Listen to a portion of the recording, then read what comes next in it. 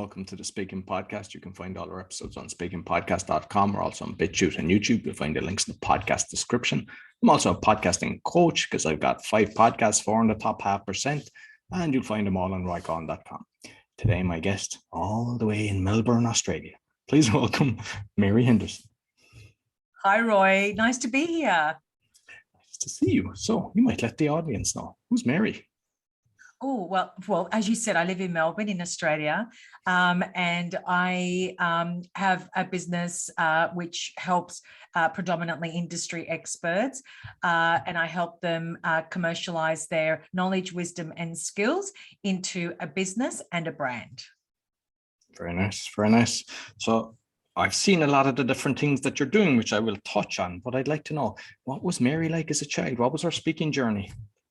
Oh my God. Okay. So this is going to really be interesting. My voice is professionally trained since the age of 5 till about 18. So I always thought I was going to be a singer. This is all I did my whole childhood: sing, performing arts, dancing, all that sort of thing. It's all I was interested in, until I got to about 16, when, we had to decide, at being at secondary school, what is the trajectory of your career, so to speak. So we had to sort of choose the path academically.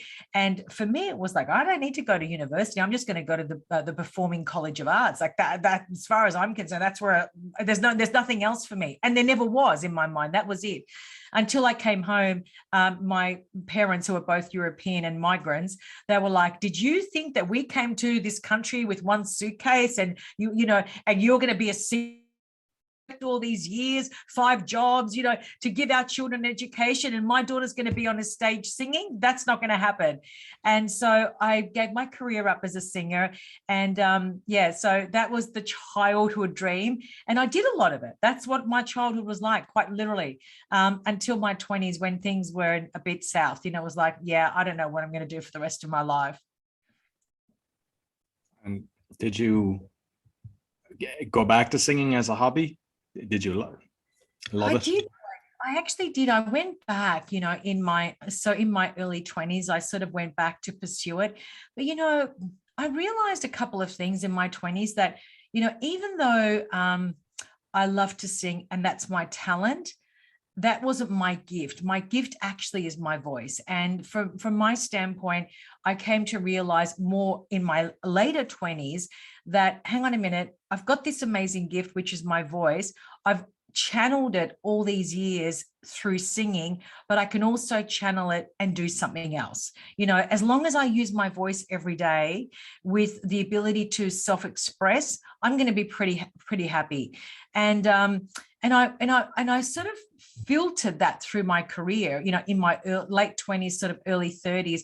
But it wasn't until I was in my late 30s where I started to get really restless, with what I'm not living my true self, and the thing that I've been gifted with is not being expressed on a day-to-day basis.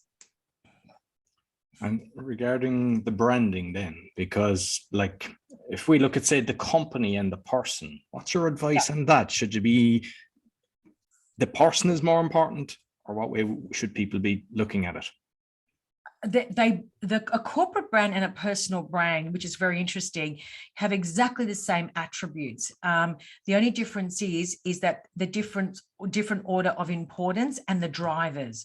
So the drivers are very different, Roy. A personal brand is a human, and a corporate brand is it's a non-tangible, it's subjective, because it's not a human being. You can't there's no emotion to it, so to speak.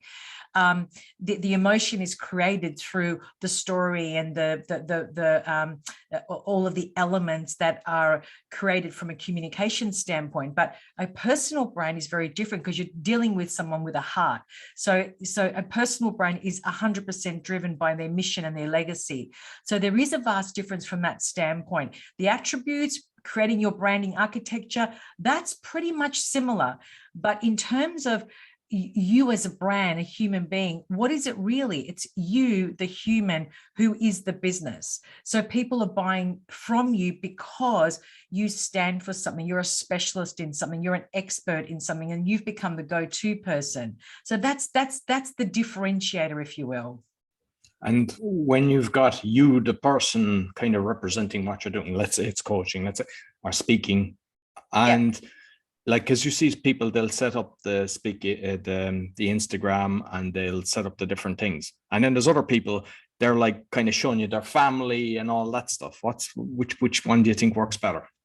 Well, the thing is that I don't think that either or. What I say is you have to put all of your content in context. So, for example, if I'm targeting industry experts, most industry experts are pretty serious about their business. Yes, they like to have fun and laugh, of course. But if I'm going to start posting about my dog and my children and this and that, most of my target audience aren't really going to be interested in that. However, if I was targeting parents, because my services were targeting children and parents, that context would be perfect for that.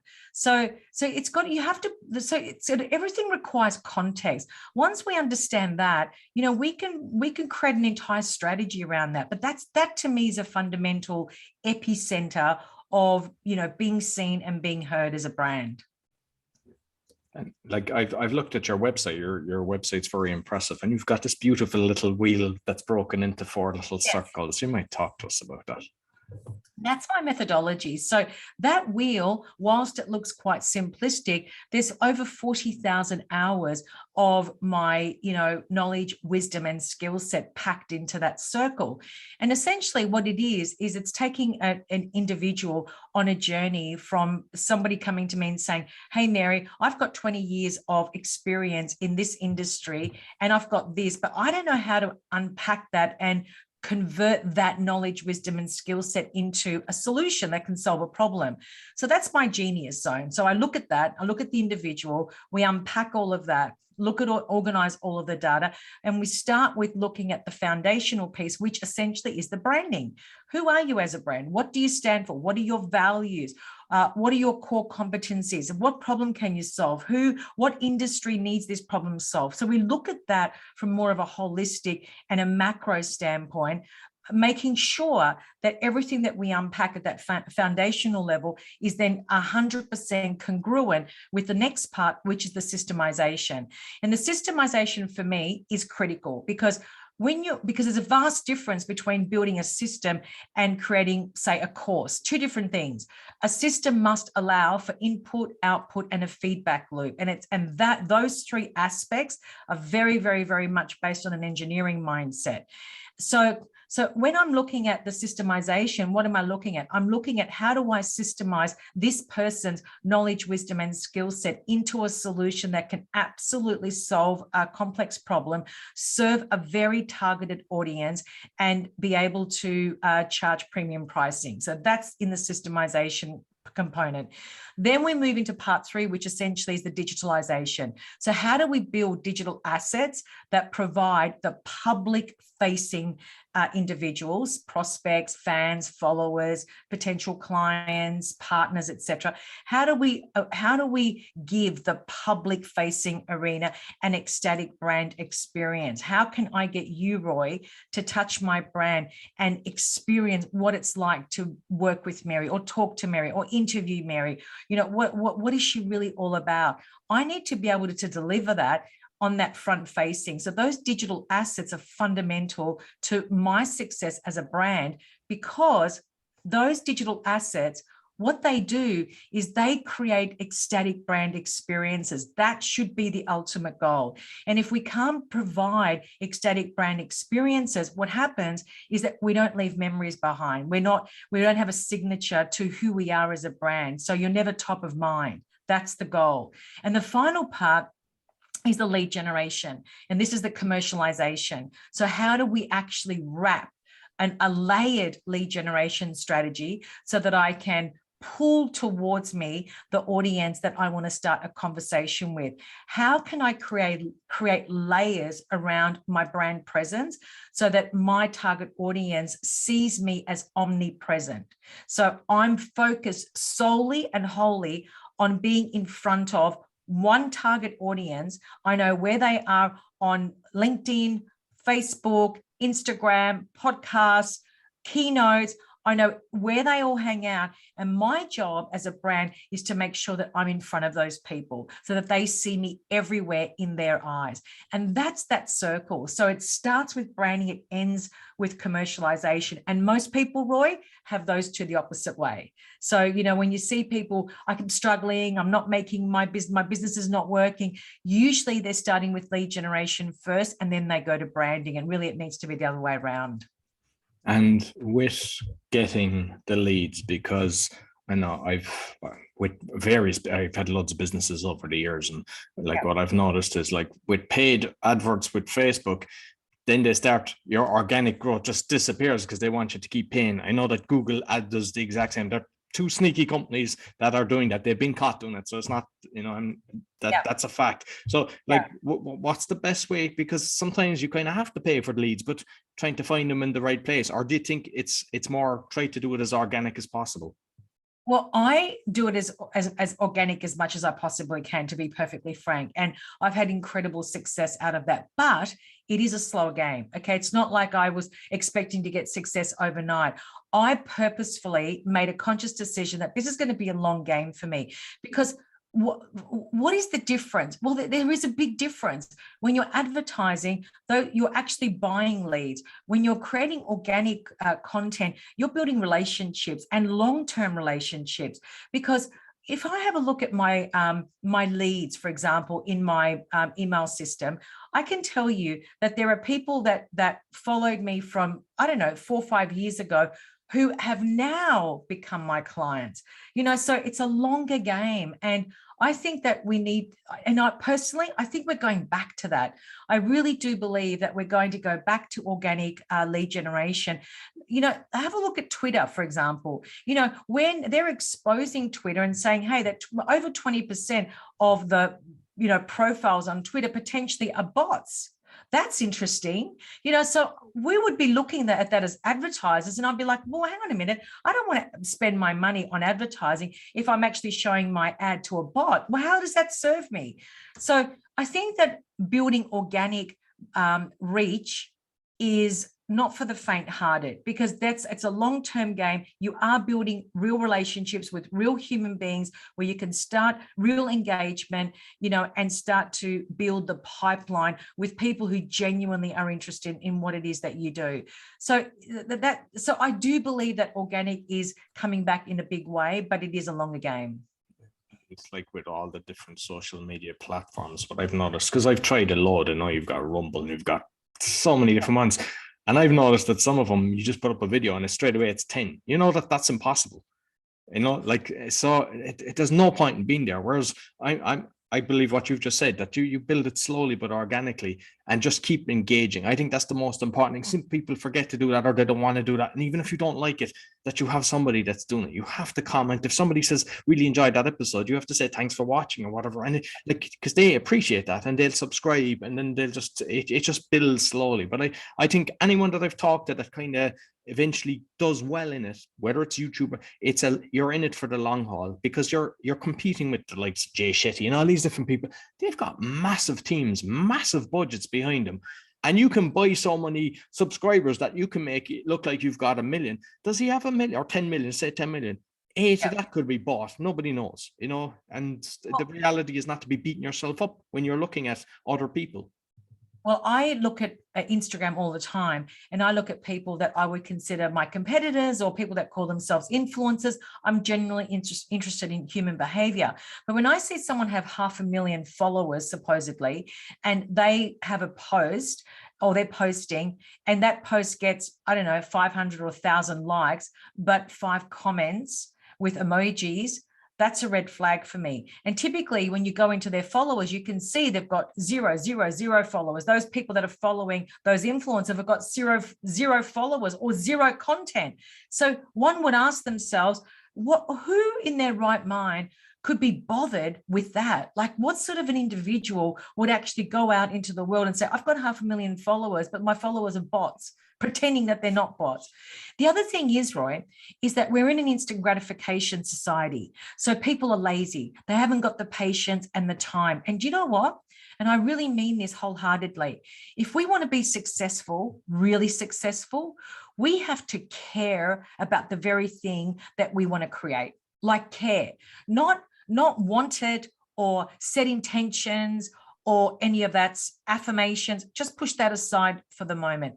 But we have to genuinely care, like deeply and completely, to the point, like, for example, I look at, how a parent cares for a child. Okay. Just look at that scenario. When I look at my children, I care deeply, like here, I would do anything for them. That's how we need to be if we want to grow our business, even our social media profile. We have to care about it to that depth and that breadth in order for it to manifest and for it to bloom and for it to have, to be able to create an outcome that is grounded and meaningful and deep and soulful, and it's connected with other human beings. People don't want that. They want instant gratification, quick, now, look at me, I'm important. And that will die though. That will die. I think people are waking up to that. I mean, the reality is, if you were starting something new, like, to get 100 true fans is way better than having 100,000 shown on your thing. Because that 100 true fans will go through the journey with you. And as you said, some people, it takes 5 years. I mean, I've done the same in real estate. I was doing real estate for years and I had a newsletter. And there was people that bought about 3 years later. Like, they just said, I've been looking at your things and I just, and you were always coming to the top of my mind. And, my finances just came into place. And that's what you want, because, unfortunately, everybody was like, no, I want, a million and everything. So that's right. I've looked at your LinkedIn profile, and I think for what you're doing, obviously LinkedIn is obviously the best social media of all of them. For I don't know, is it something like 80 something? You've 82,000, and 82,000, yeah, which is incredible, and it looks very professional. It looks lovely. So as I was looking through it, I saw that you've got a magazine. So I thought, first of all, that there was as a paper magazine, but it's a digital one. And then I was expecting something like a 4-page, because people say they've got. It looks extremely professional. I didn't get a chance to read, but I flicked through it and I was looking at the titles, and it looks extremely professional. Like, and I've subscribed to it now as well, because I was like, oh, that's a nice, because you have decent topics and it looks really well. Thank you, Roy. And you know what? That's actually a really great example for me to share with you, exactly an extension of what we're talking about.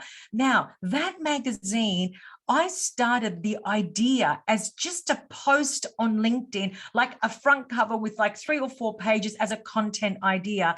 3 years ago, I started that. And then 3 pages became 5, became 10, became 15, became 20. All of a sudden, Roy, I've got this full-on magazine and a production, because people started calling the magazine the Forbes of LinkedIn. It was outrageous. And so I'm like, oh my God, I can't do this every week. I need to make this a monthly magazine, and still thinking it's just going to be, just a fly by night. It'll die off after a while. I'll just keep it going after a while. But then I started getting people messaging me, I'd love to contribute to the magazine. How can I write for your magazine? I'm like, this is crazy. And so, you know what? We talk about branding, okay? I want to give this example because it's a perfect example. The magazine is absolutely gorgeous. It's about 100 pages every month. It's decent. That's very, very professional. Amazing. There's about 10, 12 content contributors, and we write content specifically targeting industry experts. The magazine is only targeted for industry experts. Now, if you have a look at the magazine, there is nothing at all in the magazine about me. Zero. The only thing that you'll see that I will write is the editor's piece at the front, right at the front, just, introducing the magazine and the topic of the month. That's basically all I do. It's like 6 paragraphs. And the last page where they can find their masterclass or something. But it's what I'm saying is it's not about me on the front cover. It's not about my story, nothing, zero. But Roy, it's everything about me. Do you see what I'm saying? So it's so subtle, but it's everything about me, because, I'm the founder and the creator, I'm the editor-in-chief. Let's just call it, just to create a title in a magazine, editor-in-chief of the Authority 5.0 magazine. That gives me the currency. It gives me the authority. It makes people go, okay, well, this person's, in the personal branding space. That's serious branding. Okay. It's not just making it up fly by night. So you can see the consistency and the congruency. I spoke about the wheel and I said, you've got to be consistent and congruent. The brand and your solution have to match. Otherwise there's a disconnect. So when you do come on my profile, whether it's my website or LinkedIn, it looks the same. You're in the right place. That there's a consistency there. You look at the magazine, as you said, maybe there's only 4 pages. 100 pages later, you're like, whoa, this is full on. So so when we talk about branding, these are the context, branding, consistency, congruency. These are key words associated with creating a powerful brand presence. I'm just on the LinkedIn as well, because like say Twitter, I find Twitter strange. I mean, we mentioned 20% of bots. I'd say it could even be more, to be honest with you. Like, and it's a platform that was based on negativity. So if the more negative you are, the more it grows. I think, like I know you're on it. I think I just do it because it's an easy button to press. Do I get? I might find somebody on it who then comes to the platforms that I like. But what I've noticed is with your LinkedIn, there's a load of engagement. There's like 100 to 200 comments, and that's not something that bots do on LinkedIn. Is it's very professional.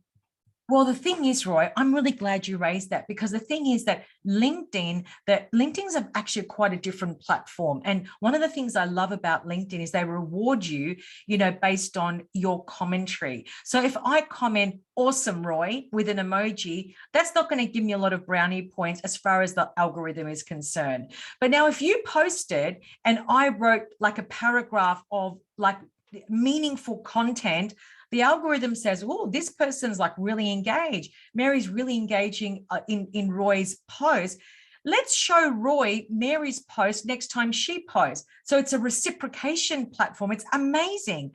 So what happens is on LinkedIn, you get 30,000 connections and I handpick those connections. That's the difference. I don't just go, yeah, I'm open for, I'm for sale. No, I handpick specifically who I want as part of my network, because I know that those people that I'm going to connect with, they'll like what I bring to the table. They like my content. You saw for yourself, all of all my posts have high engagement, and the magazine in some days, when we launch it, which is on the first Thursday of each month, that magazine may get 100,000 views in 24 hours.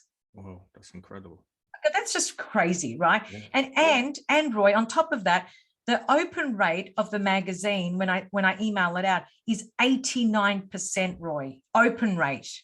Come on. So what I'm trying to say is, to your point, I'm validating what you're saying, is that when you choose wisely, you're going to get people that know, love, and buy from you. With the magazine, because that's a job in itself. Some people, their total job for that, like you're doing a lot of things, you're speaking and you're coaching as well. Like, how much time are you actually having? You said you've got other people that give you articles, but it's obviously a lot of time that's required to, especially the way that it's put together. It is very high caliber. I have a team for the magazine. So I have got just one person that just 100% just focuses on the magazine. That's all he does, nothing else, just the magazine. The content contributors provide the articles. And so, to be honest with you, Roy, I really don't do much with the magazine except, post it on LinkedIn, write my little piece at the front. And that's actually basically it. Like the whole thing is systemized so beautifully that it works like a clockwork. I'm a systems person, so of course I'm going to systemize it, but it seems like a lot of work. But I think that one of my key strengths is building systems, and I've systemized as much as I can in every aspect of my business. But the magazine is one person who is a designer who solely just looks after that. And that's very clever, because a lot of times they take on people and they get them to do 50 different things and nothing is done right. To have somebody, that's your sole thing. That makes so much sense. Yes. That's my whole team is like that. They're only responsible for one thing only. I've got a social media manager. All she does is just manages my Facebook and Instagram. That's it. Nothing else. There's just those two things. And she doesn't touch LinkedIn, nothing, just those two things. And I have found that when you create focus, and your focus and their focus, you get the result. And with the coaching then, do you have somebody that organizes all the scheduling for that, or does that come? Yes. Again, that's fairly systemized, but I have a team that manages all of the moving parts for the clients. So I've got 3 team members and myself, and we basically work very closely together for the deliverables. I'm just curious because, I mean, obviously I'm starting off as the podcasting coach myself, but I've always interviewed loads of people that are coaching, and I see like some people do 15 minutes, some people do 30. I see you do 45 as a kind of, and just curious, is that something that you that's evolved and you found that you get a better conversion rate with that, or what's the reasoning behind to give so much time with? You know, Roy, here's my theory. Okay. I never wanted to, I've had, like you, we've had lots of coaches and mentors in our lifetime, okay? And I've had a lot of coaches that are absolutely so bad in the engagement part, in the giving. People say, "Oh, give," but honestly, a lot of people don't give. I'm not saying that I'm a saint here, okay, by any means. What I'm saying is that I never wanted to be that coach that, that is not available, because in the work that I do, my clients need a lot of hand holding. So something that could take them 2 weeks to solve takes me 1 minute, 5 minutes. Okay. And so I'm very accessible, and I'm so glad I did that, because my business is booming. Okay. Because my clients have become my advocates. I love it when people say, "Oh my God, her support is unbelievable. She's there 24/7. That's exactly who I am. Now, going back to that 45-minute strategy call, the strategy call for me has to be of value to you, Roy. So if you're going to come on my strategy call, we're not just going to have a conversation like, "Hey, Roy, how you doing? You tell me a little bit about you." That's a waste of time for you, Roy. You can do that yourself. Okay. You're mature. You're a very smart person. I don't need to patronize people. That's just not my nature. I like to give value to people. You've booked a call with me because you believe that I have the expertise to help you solve a problem. You're curious, you're looking around, you're not quite sure what you want. My job is to make you self-realize at the end of that call what you need or what you don't need. That's my whole theory. So I actually do go through a whole process, and what happens is that you end up leaving with something tangible that you can review and or implement. That's the difference. So I want you to have an ecstatic Mary Henderson brand experience when you're on that call. So 45 minutes sounds like a lot, but it's actually not in what I deliver. And just on, because I totally agree with the way you do things, and you kind of accommodate other people as well, because that's my plan. That's what I'm going to do. I'm doing it outside the box. Most people don't do that, because I know some people take a month to do one thing and it's just overwhelming, whereas others want to just go boom, boom, boom, and to be adjustable for that. But like I had, because I'm just constantly trying to sharpen this all with the coaching side of things, the podcasting, always trying to improve, systemize everything.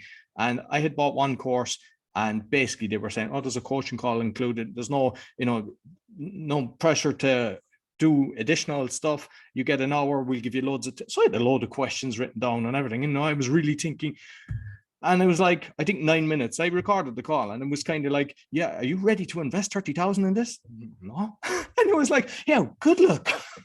And this is a massive guy. He's big, this guy. And I just thought, that is so slimy. And I see, like, I watch how some of them do it. They organize a lot of calls, and they're getting in people, and they're, by the way, giving them this free. And then they just want to get them onto that call. And they use kind of NLP and everything. And they're kind of like, if you're not willing to invest in yourself, I mean, I'm so used to that. I just laugh when I see it, but it is sad how many people use dirty tricks. And I think by just being straight and honest, people get it. And when people are happy, they'll tell their friends. And that's how it just keeps growing. You know what, Roy? I think that model is dying. I really do. And because the thing is that for me, if I'm going to take on somebody because I have to use 22 scripts to make them believe that there's something wrong with them and use scarcity tactics like the digital marketers do, let me tell you what that results in me attracting the client from hell. That does not, I have not attracted the person that says, I choose you, Mary. I choose you. Out of all of the 20 people, I choose you. Instead, I'm saying you have to choose me. Otherwise, you're, because all these things that I've told you, it means that you're this, all these labels, and they're all negative connotations, which are mostly not true. But if that person doesn't choose me, I'm not building a tribe, Roy. I'm not building brand advocates. My ultimate goal when I'm working with people, or when you book a strategy call with me, I'm looking at the end of the day for you to become my brand advocate. That's it. That's my ultimate goal, not the sale. I want you to be my brand advocate, so that you leave and you go, oh my God, that was the most amazing session I've ever had. That's what I want you to leave with. And the same with my clients when they finish working with me. I want them to say, this was just life-changing. That's what I want them to say. Not, you made me do it, you. No. They're not my tribe, and I don't operate like that. And that's the difference. And because I've helped, I mean, my plan was I was helping loads of people anyway with podcasts. So I created kind of modules and took them through it. Not charging them, but just basically. And the satisfaction of seeing somebody becoming successful is amazing. Like, it's not about the money. I mean, obviously, you know, you have to be paid for your time and everything, but there's a great value when you are connected and you genuinely want to help people. Well, this is why personal brands are driven by mission, aren't they? If you haven't got a mission, then you've just bought yourself a job. When you love what you do and you can articulate what you do with ease and grace, that's a mission. That's you on a mission, because you genuinely are helping people. There's no doubt about that. That's the whole idea of creating a podcast, is to give you a voice on a topic that you're very passionate about. That to me is just, is the greatest gift that humanity has ever been given, because we now have, even though we say we may not have freedom and choice, let's look at the podcasting and see the opportunities that has been able to give us. Absolutely. Absolutely. Listen, Mary, thoroughly enjoyed our conversation. You might let people know how they can find you. Please, anyone that wants to connect with me, you can email me on mary@maryhendersoncoaching.com. My email, maryhendersoncoaching.com. LinkedIn, Mary Henderson Coaching. Same on Facebook, Mary Henderson Coaching. And of course on Instagram, Mary Henderson Coaching as well. Yeah, I'll make sure I put the links both on the audio and the video. Thank you very much, Mary. Thank you, Roy. Thank you. So make sure that you subscribe to our magazine, because it's very good, and I'd like to hear your comments on what you think about it. So be sure to give us a thumbs up, 5-star rating, subscribe, all helps. Until next week, take care.